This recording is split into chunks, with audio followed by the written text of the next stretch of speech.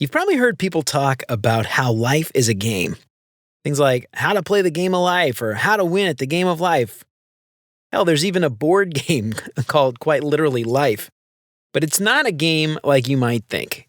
There are no real winners or losers, and you're not really playing to beat anyone else or making anyone else lose. Hopefully. Life isn't a finite game. Life is an infinite game. So stick around and we'll break it down.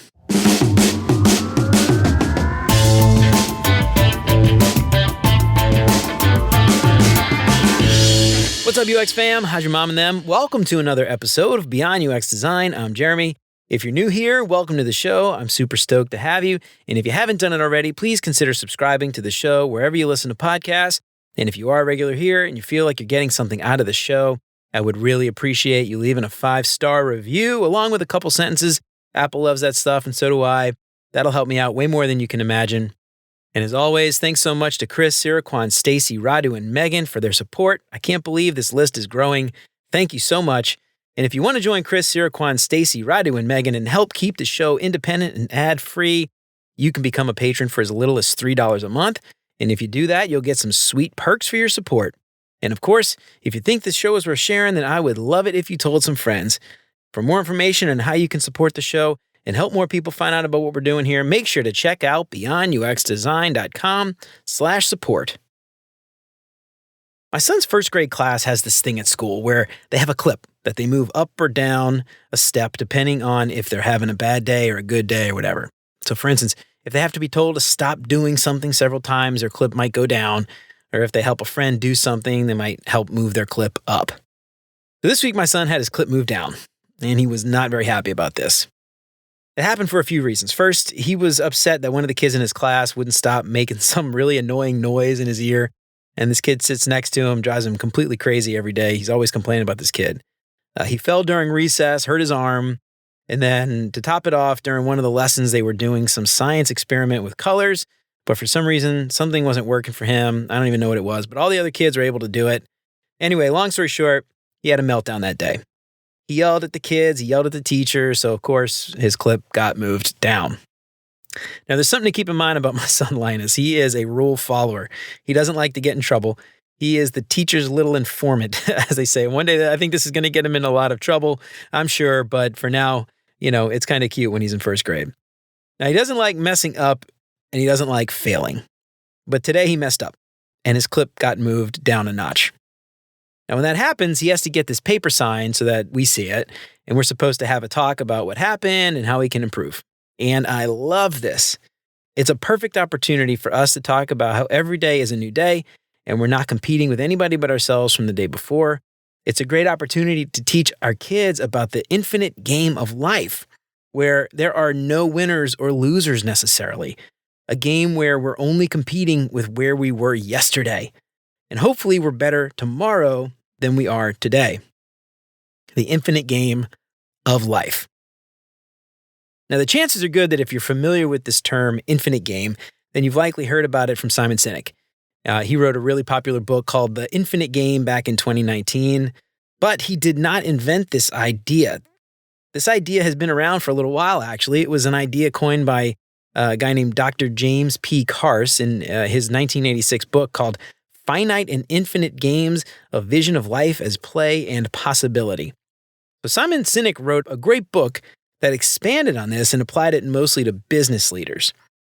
And while I think that book is definitely worth reading, I don't think it really applies to a lot of the people listening right now, especially as it relates to business leadership. Instead of thinking about how to run your business with an infinite game mentality, I wanted to talk more about the infinite game as it applies to our everyday lives and our careers. So first, let's talk about this concept of finite versus infinite games. Now remember, Simon Sinek is speaking to business leaders in his book, but he sums it up really well, so I want to quote it here. In finite games like football or chess, the players are known, the rules are fixed, and the endpoint is clear.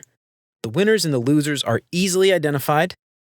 However, in infinite games, like business or politics or life itself, the players, they come and go. The rules are changeable. There is no defined endpoint. There are no winners or losers in an infinite game. There's only ahead and behind. In the book, he says something that I think is just so profound, and it sums up life so succinctly. He says, "We can't choose the game.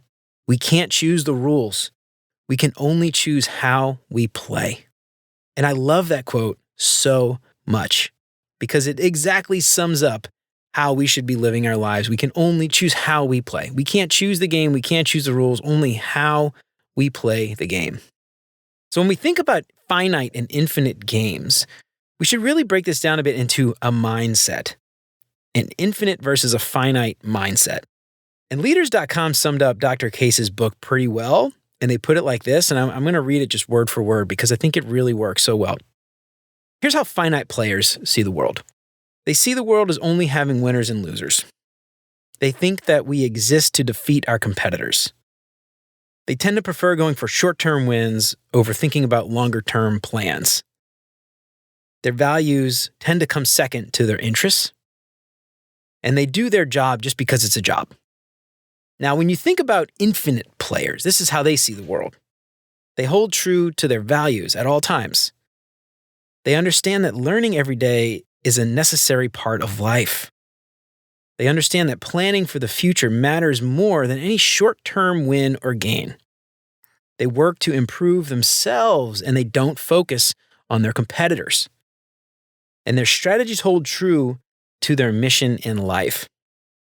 So when I look at this and I think about infinite players and an infinite mindset, what I really think about is a growth mindset. And that's something we've already talked about quite a bit. Remember that a growth mindset, it means that you love a good challenge. From your perspective, limitations are not how you define yourself, right? Failing is an opportunity for growth and improvement. And everything that you know how to do, you've learned. And everything you don't know how to do, you can learn. So with the growth mindset, you know that you can always be better next time. You know that when failure happens, you need to learn from it. And most importantly, you know that tomorrow is another day. It's another day to try harder. It's another day to be better than you were the day before. So how might we apply this idea of an infinite mindset in our lives? One of the biggest things to think about is adopting a more long-term perspective, right? Focus on the bigger picture. Think about continuous improvement and growth over more short-term quick wins. So let's think about how we might be able to do some of these things in our personal and professional lives. First, let's talk about focusing on a purpose. Now, I mention this a lot, but I really think it's important to find your personal why. And in Simon Sinek's book, he talks a lot about the company and why the company needs a why. But I think it's just as important for each of us to find our own personal why. Why do you get out of bed every day? What motivates you to go to work? What motivates you to get up? What keeps you going when things get hard? And this can help you focus when you think about your long-term career, what you want out of your life. It can help you find the right job. It can help you find the right partner. It can help you find the right place to live, what industry to work on, any number of things. But finding your why and having that be a kind of guiding principle can really help you as you make all kinds of other decisions throughout your life. So finding your why is going to set you up to be successful in all the other things that we're going to talk about here in a minute. Next is embrace learning. And this one goes right back to that growth mindset. A growth mindset is all about improving yourself every time that you try and every time that you fail. But this is also about professional and personal development, right? It could be reading books, listening to podcasts, taking a course, joining meetups or professional organizations, or talking with colleagues and friends, whatever it is. It's also about learning from your mistakes. And on LinkedIn a couple of weeks ago, I talked about self-compassion and how going easy on yourself is actually scientifically proven to help you do better next time. This is part of that too.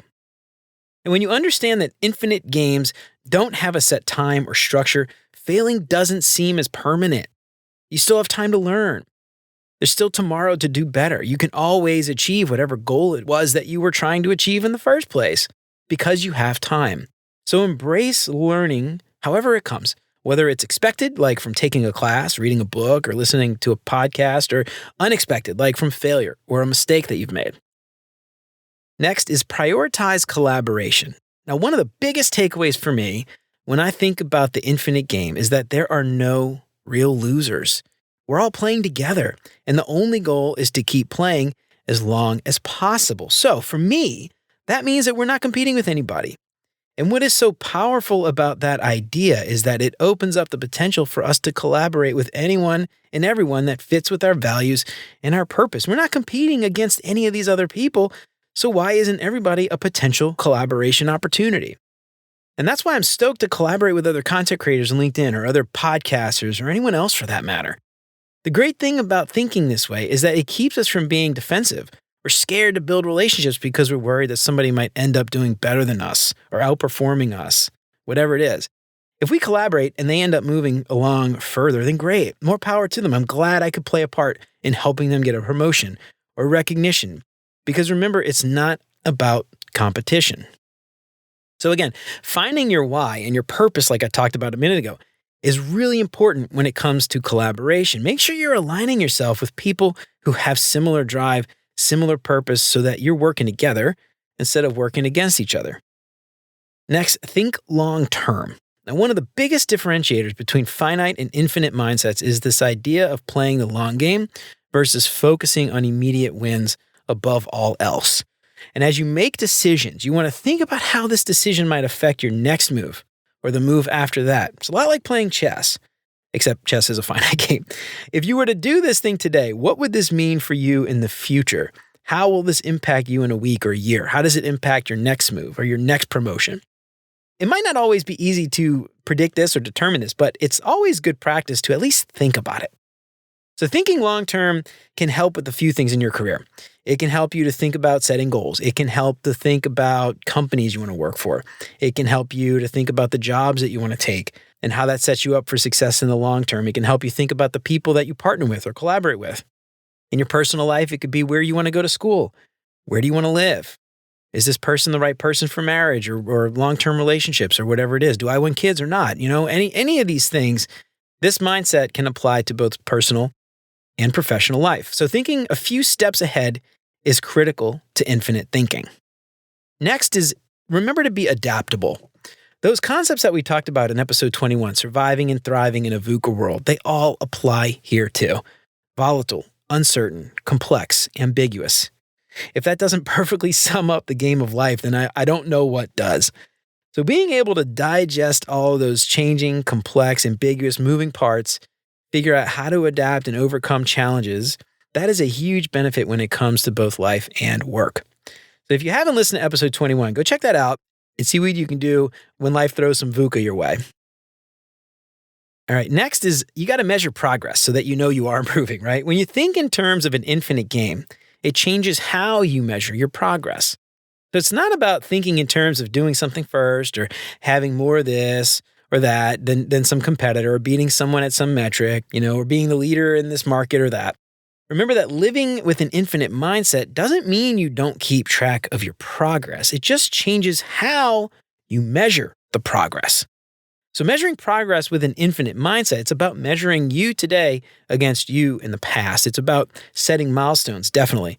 But it's also about recognizing that it's okay to miss a milestone as long as you're closer than you were yesterday. For me personally, I'm not trying to win or beat anybody, right? I might have fewer followers on social media than somebody else, but it doesn't matter. I might have fewer listens than another podcast, but it doesn't matter. I might not have as many articles or speaking engagements or books or patents or money or cars, vacation homes, whatever metrics other people might use to determine quote unquote success or quote unquote winning. What I have versus what someone else has, it doesn't matter at all. What matters is that I have what I have and I'm happy with it. So make sure that whatever you use to determine your success, it matches your purpose again. And make sure that you're not using this as a metric to measure yourself against anybody else. You're measuring yourself against yourself. That's it. So remember that the infinite game is not something you can win. The goal of an infinite game should be to keep playing as long as possible. You're not competing with anybody but yourself. And even then, your goal should be continuous improvement, being better tomorrow than you were today. So don't beat yourself up over things that don't necessarily matter in the long run. Remember that self-compassion is backed up by science. So check out that article from Stanford University. I'm going to link to it in the show notes. A growth mindset and infinite mindset will actually reap a lot of benefits and positive results in your life. And it's not some new age hippy dippy load of crap. So don't play the game of life to win. Instead, play the game of life to keep improving. That's it. Well, all right, y'all, I think that's it for me for today. I hope to help give you a little more insight into this idea of the infinite game. Is this something you've thought about before? Have you applied any of these concepts to work and personal life? And if so, did you notice any benefits? Did it change anything for the better? Let me know what you think on LinkedIn or shoot me an email at hello@beyonduxdesign.com. I'd love to hear from you. If you like what you heard today, don't forget to subscribe wherever you listen to podcasts. And if you feel like you're getting something out of the show, I would love it if you left a 5-star review. Not just 5 stars, I'm talking about a couple sentences too. That would help me out way more than you know. And if you know somebody who might find any of this stuff useful, why don't you tell them about it? That'd be fantastic. And if you want to help keep the show independent and ad-free, check out those Patreon sponsorship packages at beyonduxdesign.com/support. You can join Chris, Siraquan, Stacy, Radu, and Megan by supporting the show for as little as $3 a month. And there are some awesome perks like a badass holographic Beyond UX Design sticker. You can get a shout out on the show every week. There's even a package to meet with me for 30 minutes every month, but I don't have a lot of those left. So if you're interested in that, make sure you check that out.